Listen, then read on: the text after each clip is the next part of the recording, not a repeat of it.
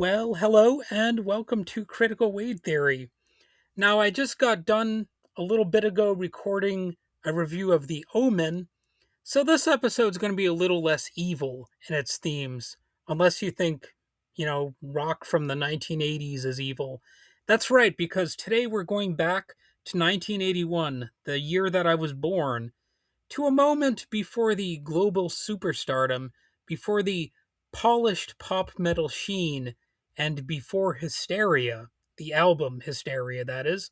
We're talking about High and Dry, the second studio album by Def Leppard, the record that quietly laid the foundation for everything that followed.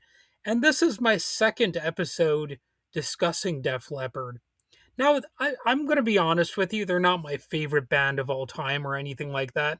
In fact, I'm not really like that huge of a Def Leppard fan, but I like looking at classic rock, and they're one of those bands that has kind of grown on me over the years. Maybe it's the power of nostalgia, but I have a hard time trying to hate the band Def Leppard. You know what I mean? It's like why would I hate them? Their songs are catchy, whatever. I also think this album's actually pretty good overall.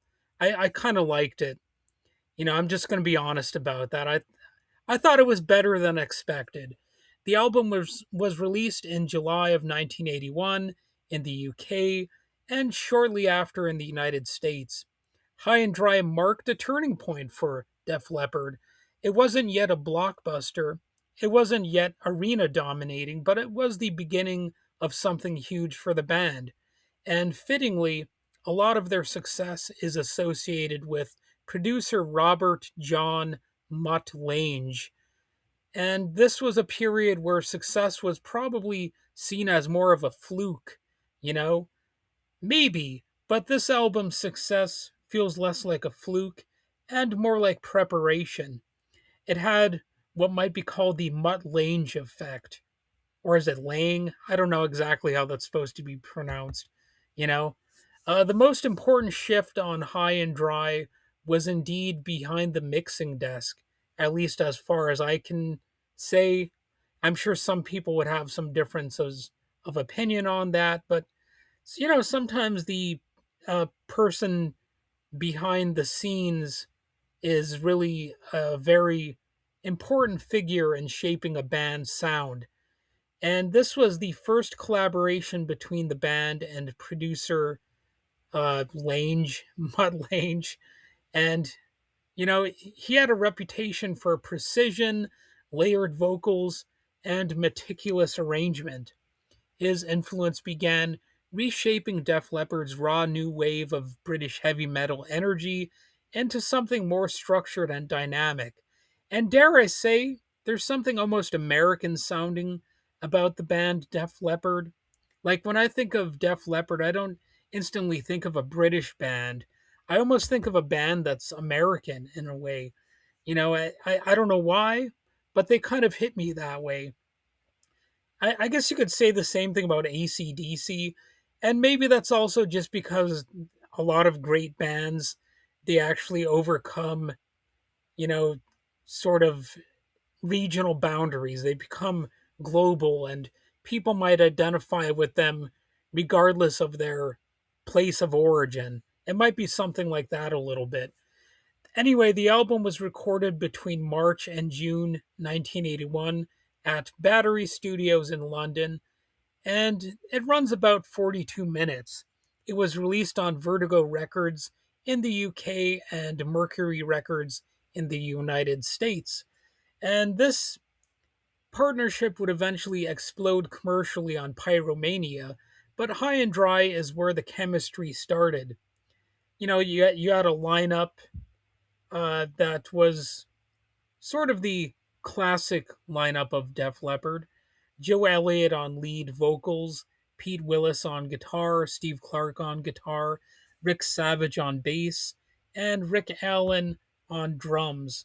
Joe Elliott, who originally proposed the name Def Leppard in art class before the spelling evolved, was already developing the soaring vocal style that would define the band.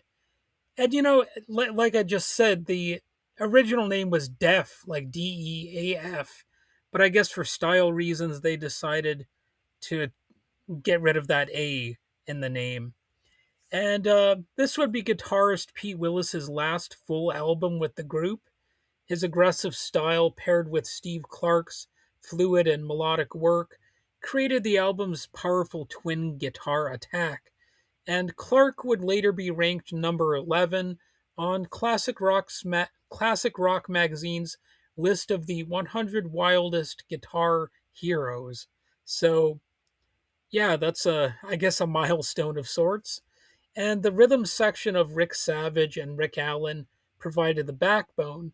Savage's simple approach has occasionally been the subject of internet debate and sometimes even ridicule. He has a very basic approach to the instrument, but within the band's tightly arranged framework, his playing is locked in and supportive rather than flashy.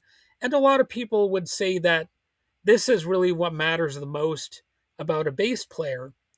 The focus here is on cohesion, not on virtuoso showboating. And you get criticisms of a lot of different musicians who like to keep it relatively simple. Like, of course, Ringo Starr of the Beatles, he was criticized all the time for his relatively simple approach to drumming. And of course, one of the biggest examples is Meg White of the White Stripes. People straight up mock her. And, you know, I would say the White Stripes are impressive just because it's a two-piece band for starters. And really, the fact that she has such a simple style, yet it's a sort of monumental approach to a simple band, I think that kind of lets her off the hook as far as I'm concerned. And in the same way, you could say that about Def Leppard. They're not really that interested in showing off. It's more about playing what fits the song for the most part. And the sound and style of this album is raw but focused. And this album, it was a little bit more of a hard rock album than I was actually expecting it to be. That's one of the interesting things about it. Musically, High and Dry is heavier and less polished than the band's later material, at least that I'm familiar with. Like I said, I'm not the most in-depth person when it comes to hearing all of Def Leppard's discography or anything, but the album it's a little bit more metal oriented than I was actually thinking it would be. You can hear the new wave of British heavy metal roots here. The riffs are sharp, the drums are punchy, the vocals are big, but not yet drenched in the glossy studio layering that would define their later hits. But the melodic sensibility is already here on this album. You can hear, Lange guiding the band toward tighter choruses, stacked harmonies, and dynamic contrast. The record bridges heavy metal grit with the emerging hard rock accessibility. It's not grunge, it's not blues rock, it's something transitional, like a band moving from underground metal credibility toward some mainstream hard rock dominance.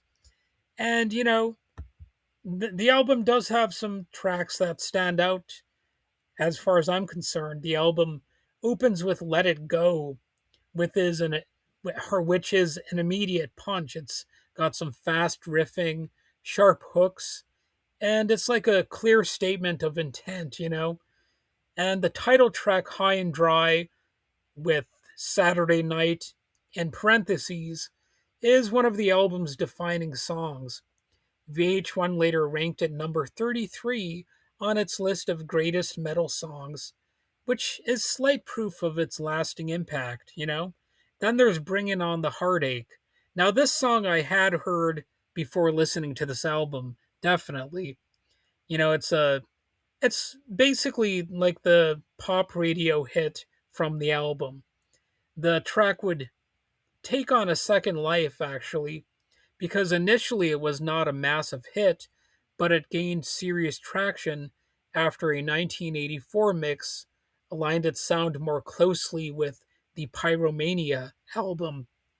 And the remixed version received heavy MTV rotation and eventually reached number 61 on the Billboard Hot 100, which was a significant achievement for a band still building its US audience.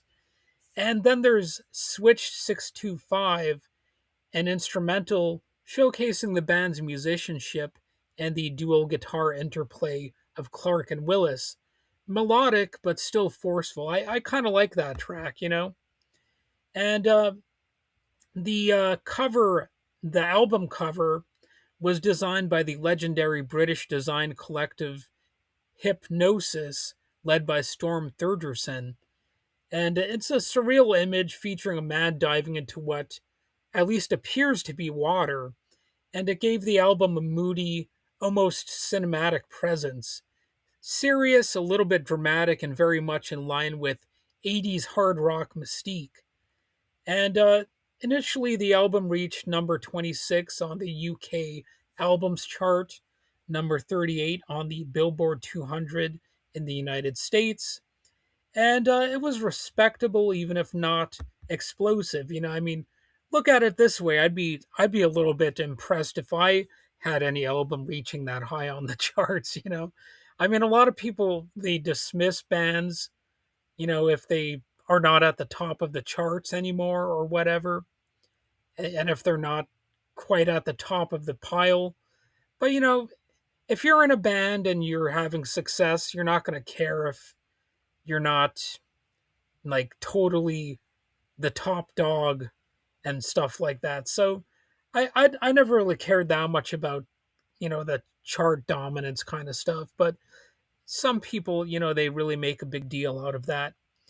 But of course, they did have a massive 1983 breakthrough with the album Pyromania, which featured hits like Photograph, and High and Dry re entered the US charts in 1983, benefiting from the band's skyrocketing popularity.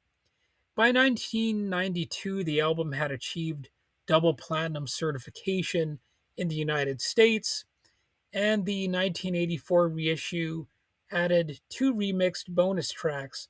You had Bringin' On the Heartache and Me and My Wine. Videos were produced for both of those songs, and it helped extend the album's lifespan during MTV's golden era. And, you know, this is really considered a bridge album.